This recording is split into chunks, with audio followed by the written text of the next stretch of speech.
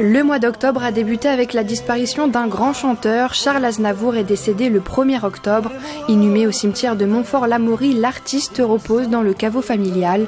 Ils étaient nombreux à lui faire un dernier adieu. C'est toute ma jeunesse, c'était un grand monsieur quand même. Et de la génération de ma maman qui l'aimait beaucoup.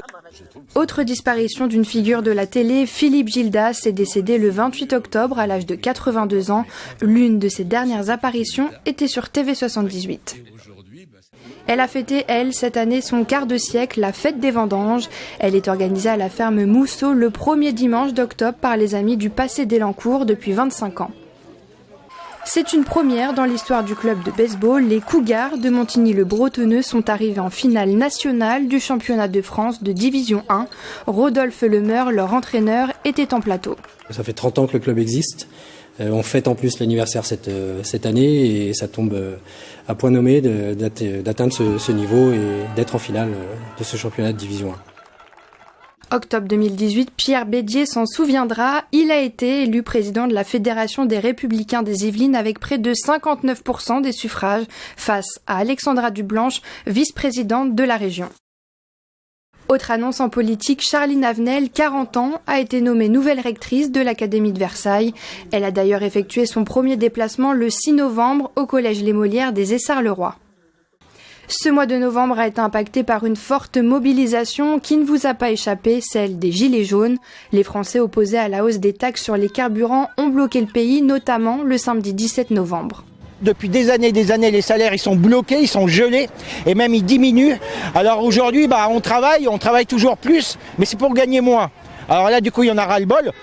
Cette année marque également la fin du centenaire de la Première Guerre mondiale. Tout au long des commémorations, des Yvelinois ont participé à des opérations autour du souvenir de la Grande Guerre. Côté sport, déjà couronné de 4 titres de champion de France de tumbling, Axel Duriez a brillé au championnat du monde par groupe d'âge 2018 organisé en novembre à Saint-Pétersbourg. Ce jeune des Clés-sous-Bois est le premier Français à être titré champion du monde de la discipline dans la catégorie 13-14 ans. Ne rien laisser passer, fin novembre, un portail de signalement des violences sexuelles a été lancé au commissariat de Guyancourt. Des ministres et des secrétaires d'État étaient présents pour l'occasion.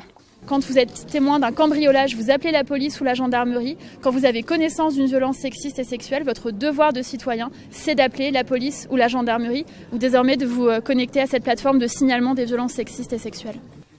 Didier Fischer a pris officiellement le dimanche 9 décembre ses nouvelles fonctions de maire de Coignières. Autre nomination, Jean-Noël Barrot nommé secrétaire général du MoDem le 13 décembre. La colère des lycéens s'est fait entendre en ce mois de décembre. Ils se sont mobilisés contre la réforme du baccalauréat et de Parcoursup. Certaines mobilisations ont dégénéré avec des heurts entre jeunes et forces de l'ordre qui ont procédé à 14 interpellations. Il faut bien faire la part des choses entre les lycéens qui ont certaines revendications et des individus qui viennent et qui profitent de ces rassemblements pour venir casser, brûler des véhicules et attaquer les forces de l'ordre. Dans le cadre de l'aménagement du futur quartier, la gare de la ligne 18 Saint-Quentin-Est, un dévoiement de la RD 91 est prévu, un projet qui inquiète un collectif d'habitants de Voisins-le-Bretonneux. L'année s'est achevée avec les festivités de Noël. C'était la première édition du comptoir de Noël au domaine de Madame Elisabeth à Versailles. Le fait main est loin d'être dépassé. Pour Noël, le do-it-yourself était à la mode. En cette fin d'année, partons direction la Chine. À la tombée de la nuit, des sculptures lumineuses géantes illuminent les jardins du Zoo de Thoiry, à découvrir jusqu'au 10 mars.